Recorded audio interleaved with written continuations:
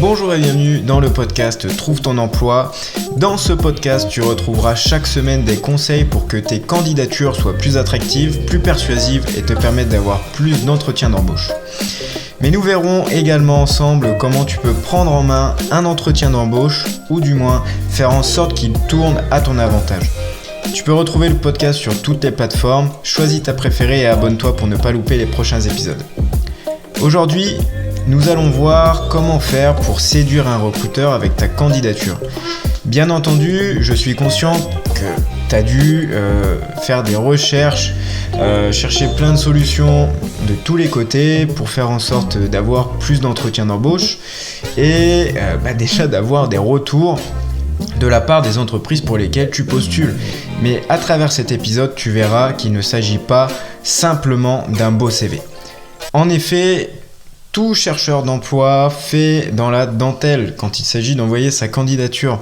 Une lettre de motivation cucul-à-praline, un CV qui expose les 46 expériences, y compris des stages de 3e. Et là, je n'exagère à peine en disant cela, j'ai vu ça de mes yeux, j'ai vu des candidatures dans ce genre et franchement, je n'en étais même pas surpris. Alors forcément, quand on vit dans une société où il faut faire de la démonstration pour se sentir respecté, du moins c'est ce que l'on pense être vrai, on ne va pas se gêner pour mettre en avant tout ce qu'on a pu faire dans sa vie professionnelle, n'est-ce pas ? Alors, je tiens à te dire que c'est une grosse erreur de ta part si tu fais ça et je vais t'expliquer très simplement pourquoi. Admettons, tu es en face d'une femme qui te plaît vraiment ou un homme qui te plaît vraiment beaucoup, mais quand je te dis beaucoup, c'est vraiment cette personne fait battre ton cœur à la chamade. Est-ce que tu penses vraiment qu'en lui disant que tu as eu des dizaines et des dizaines d'aventures, ça lui plaise vraiment et que ça la convainc finalement d'aller un petit peu plus loin avec toi? Je te laisse réfléchir. Alors oui, forcément, tu vas montrer entre guillemets que tu as de l'expérience, mais est-ce que c'est la seule et unique chose qui va vraiment peser dans la balance et aussi, est-ce que c'est la plus importante? Je sais que certains chercheurs d'emploi, et ça a été mon cas, ont eu des retours du genre « vous n'avez pas l'expérience suffisante ». Oui, mais quand on n'en a pas eu dans le secteur souhaité et qu'on veut vraiment, on nous laisse finalement aucune chance pour y arriver, c'est un peu le serpent qui se mord la queue, tu trouves pas ? Bref, pour en revenir sur le fait de montrer toutes ces expériences, je pense que tu as compris l'idée avec l'exemple de la personne que tu as envie de séduire. Ça peut parfois être quelque chose qui va rebuter de voir quelqu'un qui a été un peu soit coureur de jupons ou je sais pas pour une nana comment on dit, mais voilà, t'as compris le truc. Je suis pas sûr que ce soit le truc qui va vraiment aller dans ton avantage, dans ton sens du moins. Et ça, c'est une erreur qui est commise par beaucoup. En plus, si tu veux vraiment mettre toutes tes expériences sur ton CV, franchement, il va faire plusieurs pages et ça, c'est limite éliminatoire auprès des recruteurs parce que leur temps il est limité, comme le tien d'ailleurs, et ils vont aller au plus simple à lire. Donc s'ils voient une candidature avec 2 pages, ils vont la mettre de côté, ils vont d'abord lire les autres. Donc du coup, tu vas passer après les autres candidats. Et je pense que c'est pas forcément le but recherché quand tu envoies ta candidature. Voilà, c'est toujours un peu en reprenant l'exemple de cette personne qui te plaît, comprends d'abord ce qu'elle désire, ce qu'elle veut entendre, ce dont elle a besoin et donne-lui tout ça. C'est ça qui va vraiment faire pencher la balance de ton côté. Il ne s'agit pas non plus de mentir. Une fois que tu as compris tout ce que la personne recherche, il ne s'agit pas de simplement dire bêtement moi je suis comme ça, moi je suis quelqu'un de fidèle, j'adore, je sais pas, la personne que tu as envie de séduire, elle adore l'art, toi tu vas dire que tu adores l'art. Non, au bout d'un moment il faut savoir être honnête aussi. Donc il ne s'agit pas de mentir, mais de montrer quand même ce que tu as et qui peut lui convenir. Ok ? Et dans une candidature, c'est exactement la même chose.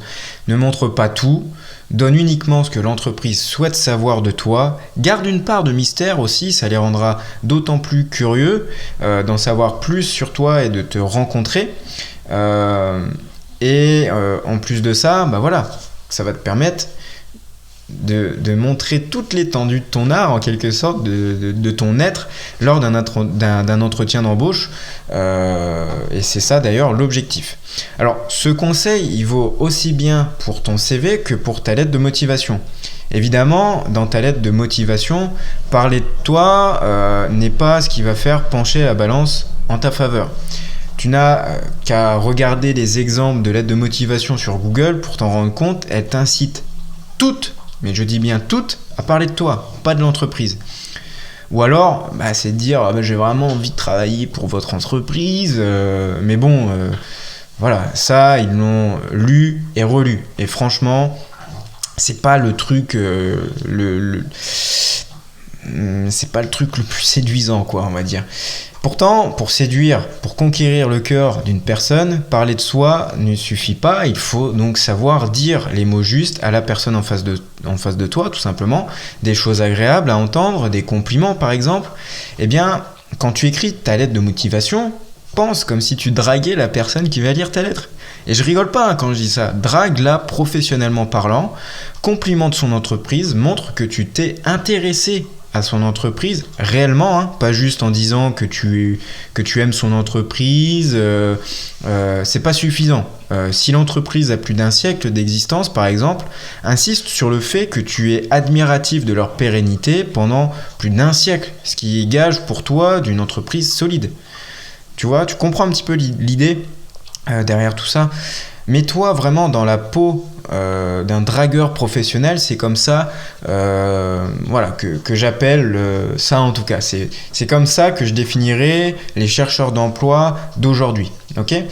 Donc, tu te démarqueras d'autant plus en faisant ça, tu te démarqueras des autres candidats qui, eux, resteront centrés sur eux, comme s'ils étaient le nombril du monde. Et franchement, tu toucheras en plein cœur les recruteurs et surtout leur ego. Parce que oui, y aura une grosse part d'ego qu'il faut que tu touches auprès des recruteurs. Parce que si tu touches à leur ego de manière positive et que tu montres que c'est des personnes assez importantes, qu'elles appartiennent à une entreprise qui a une certaine renommée, etc., et que tu mets tout ça en avant de manière intelligente, forcément elles auront envie d'en savoir un petit peu plus sur toi parce qu'elles se sont senties, les recruteurs, je te parle, ces personnes-là se seront senties en quelque sorte mises en avant, considérées, et ça va vraiment jouer en ta faveur.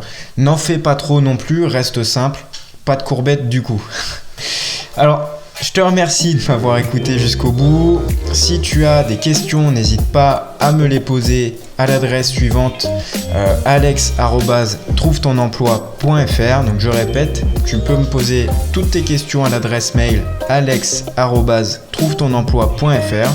Et si tu as aimé cet épisode, n'hésite pas à le partager et à mettre une review sur Apple Podcast pour aider d'autres chercheurs d'emploi pour qui ces conseils pourraient être utiles. Et si tu veux recevoir encore plus de conseils et avoir en bonus le guide des 4 plus 1 erreur à ne pas commettre sur ton CV, rends-toi sur trouvetonemploi.fr/guide-CV. Comme ça, tu pourras recevoir chaque jour un conseil par mail qui te permettra d'avancer dans ta recherche d'emploi. Tu pourras te désabonner à tout moment. Et sur ce, je te dis au prochain épisode. Ciao!